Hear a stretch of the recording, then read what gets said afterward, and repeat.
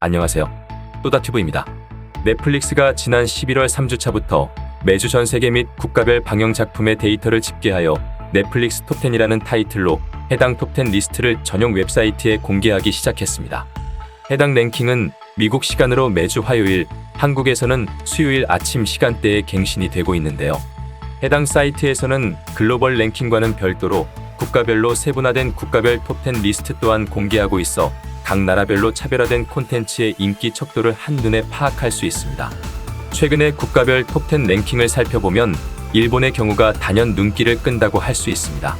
일본 넷플릭스 TV 드라마 부문 그 1위가 오징어 게임, 2위가 연모, 3위가 진심이 닿다, 4위가 지옥, 5위가 사랑의 불시착, 7위가 이태원 클래스, 8위가 갯마을 차차차, 9위가 마이네임으로 일본 넷플릭스 TV 드라마 톱10 안에 한국 드라마가 무려 8개나 랭크인 되어 있는 것으로 확인됩니다.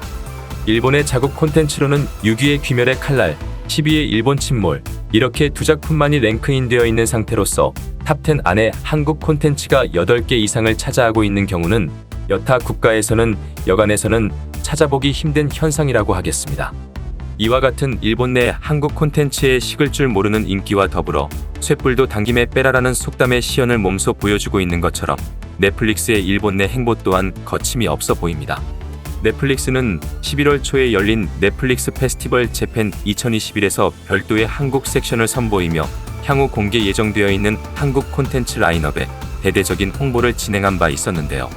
더불어 최근에는 어째서 나는 한국 드라마에 빠져버렸는가 라는 타이틀로 넷플릭스 특별 CM을 제작하여 유튜브 채널을 통해 공개하는 등 일본 내 OTT 서비스의 확고한 자리매김을 위해 한국 콘텐츠를 적극적으로 활용하는 모습을 보여주고 있습니다.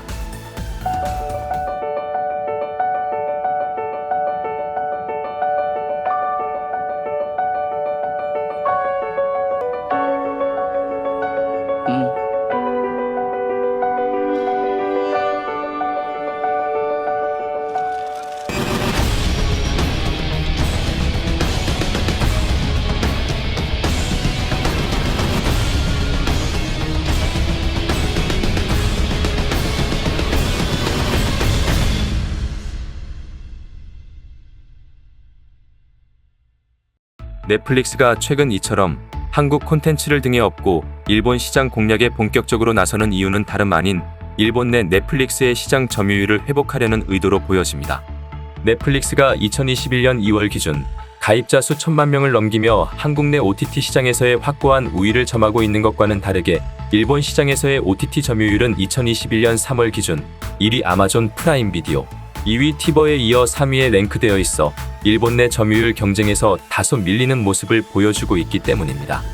최근 선풍적으로 글로벌 인기를 구가하고 있는 한국 콘텐츠를 전면에 내세우며 일본 내 대대적인 홍보를 진행하고 있는 넷플릭스가 향후 일본 내 OTT 점유율 경쟁에서 어떠한 결과를 이끌어낼지는 조금 더 시간을 갖고 지켜봐야 할 것으로 보입니다.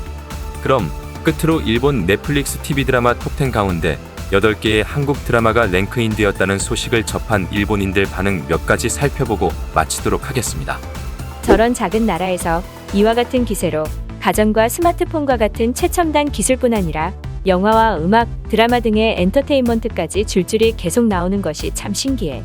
드라마와 영화 분야에서는 최근 항상 똑같은 시리즈와 히로물만 내보내고 있는 헐리우드를 한참 뛰어넘었다고 생각해. 설마 작년 작품이 아직도 랭크인되어 있을 줄은 몰라서 좀 놀랐어. 개인적으로는 빈센조가 재미있었어.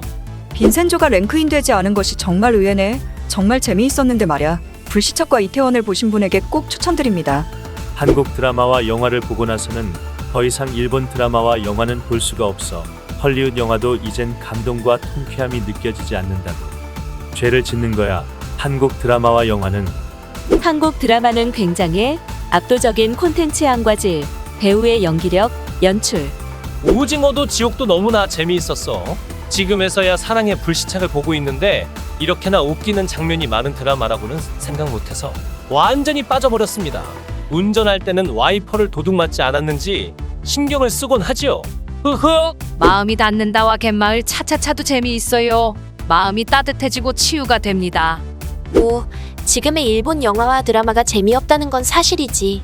일본 인구에 반해도 미치지 않는 한국은 일찍이 국가 예산으로부터 엔터테인먼트 예산을 상당히 책정하였고 적은 인구로는 채산이 안 맞으니 세계 시장에 팔려는 계획을 세우고 있어. 또한 일본과는 다르게 배우 양성과 영화 제작 관련을 배우는 대학도 많고 한국에 배우는 기초가 확실히 되어 있다라고 생각해.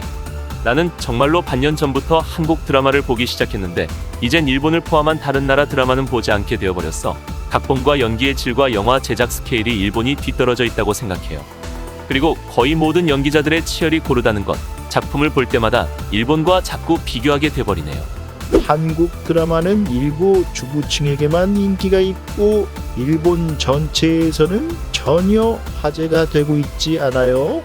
예전에는 한국 드라마는 주부들이나 보는 거라는 이미지였지. 스위트홈이나 오징어 게임, 지옥 등으로 남성 팬들도 확실히 늘어나고 있지. 어쨌든 잔혹하고 강렬하지. 이것에 한번 길들여져 버리면 일본 작품으로 만족하지 못하게 되어버리지. 끝까지 시청해 주셔서 감사합니다. 여러분의 따뜻한 구독과 좋아요는 콘텐츠 제작에 커다란 힘이 됩니다. 또다튜브였습니다.